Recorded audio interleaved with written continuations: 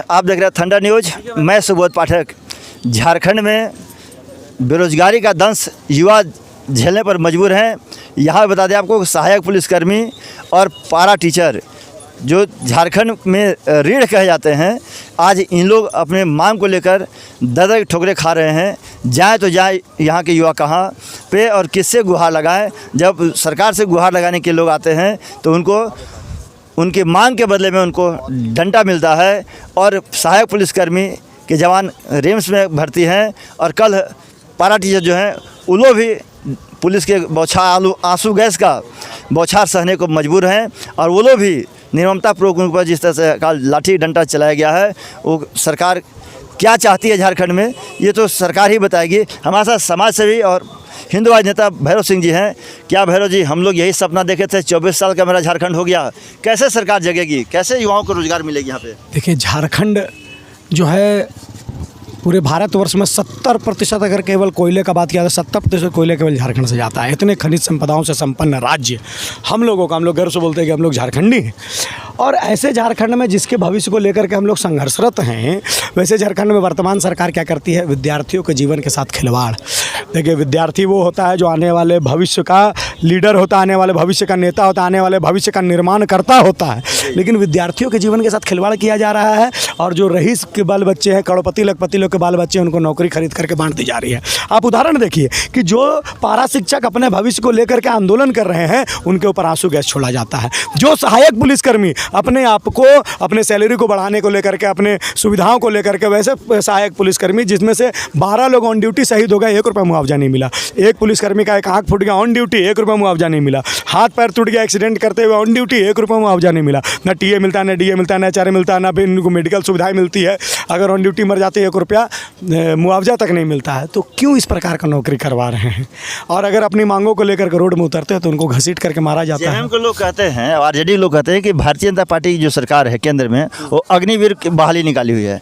अग्निवीर का भी खेला वही है, कहती है कि 4 साल का नौकरी है। सुनिए, 4 साल के अग्निवीर के नौकरी के बाद जब वो रिटायरमेंट होता है तो मोर देन 35 लाख उसको मिलते हैं, 35 लाख रुपये ज़्यादा अग्निवीर को।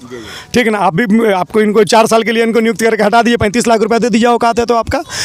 और जो अग्निवीर बन करके निकलेगा उसके पास एक सर्टिफिकेट रहेगा कि 4 साल इसने देश के लिए संघर्ष किया है, लड़ा है, और उसमें से भी जो और अच्छा परफॉर्मेंस देंगे उनको आर्मी में रखा जाएगा। बाकी जो निकलेंगे तो उनके पास टैलेंट रहेगा। 18 साल की उम्र में अग्निवीर का नौकरी मिल गया, 22 साल की उम्र में रिटायर हो गए, 22 साल का युवा, आप सोचिए क्या नहीं कर सकता है उसका। हाँ, तो 35-40 लाख रुपये रहेंगे तो ये केंद्र सरकार का जो योजना है, ये युवाओं को भविष्य को बनाने की योजना है। और वर्तमान झारखंड सरकार की जो योजना है वो पारा शिक्षकों के विरोध में है, वह सहायक पुलिसकर्मियों के विरोध में है, वह विद्यार्थियों के भविष्य के विरोध में है। जेएसएससी की परीक्षा लीक हो जाती है और कितने सारे के सारे परीक्षा निरस्त कर दिए जाते हैं। और इतना भ्रष्टाचार चलता है कि एक सरकारी कर्मचारी की नियुक्ति हो जाती है किस आधार पे? कि वो गूंगा बहरा है, यानी कि मुखबधिर जो कोटा रहता है उसके आधार पर उसकी नियुक्ति कर दी जाती है। बाद में पता चलता है वो बच्चा बोल पाता है, सुन पाता है। आपके चैनल के द्वारा भी ये विषय उठाया गया था। आप सोच लिए कितना भ्रष्ट सरकार है। 240 केंद्रों में से मात्र 24 केंद्रों में से मात्र 7 केंद्र से 250 से 750 से ऊपर बच्चे की नियुक्ति हो जाती है। और बाकी के 22 केंद्रों को मिला करके जितनी नियुक्ति नहीं हुई, केवल 2 केंद्रों को मिला करके हो जाती है। क्या कारण है? भ्रष्ट सरकार कारण है। और अनेक इसके उदाहरण हैं, चाहे जेएसएससी की परीक्षा हो, सीजीएल की परीक्षा हो, और जेपीएससी का घोटाला हो, और सहायक पुलिसकर्मियों के विरोध में हो, पारा शिक्षकों के विरोध में हो, और पीजी संपन्न जो शिक्षक हैं उनके विरोध में है। हर क्षेत्र में झारखंड सरकार केवल और केवल भविष्य के साथ मजाक करने का काम करती है विद्यार्थियों के।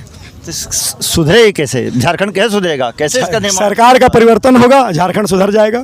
सरकार को उखाड़ फेंकना होगा यहाँ से, वर्तमान सरकार को। झारखंड में नव परिवर्तन आएगा युवाओं के हाथ से, और आने वाले समय में आपको बहुत कुछ देखने को मिलने वाला है। तो बहुत कुछ युवाओं को देखने को मिलेगा। और जो युवा आज इंतज़ार कर रहे हैं रोज़गार के लिए, वो बच्चे आज परीक्षा में शामिल हों, अपना केंद्र पर जाकर परीक्षा देने का काम करें। और ईमानदारी की जीत होती है, सत्य में जयते कहावत कहा गया था। सत्य की बराबर जीत होती है और असत्य की बराबर हार होती है। बहरहाल जो भी हो, आज समाज सेवी भैरव सिंह ने जिस तरह से आज युवाओं को दिखाने का काम किया नाटक के माध्यम से, कि किस तरह से यहाँ पे झारखंड में सरकार जो है लाश बेचने का काम करेगी। ये तो आने वाले समय बताएगा कि झारखंड सरकार कितना यहाँ के युवाओं को रोज़गार देने का काम करती है। ये भविष्य की बात है। सुबोध कुमार पाठक अपने सहयोगी के साथ, थंडर न्यूज़, रांची।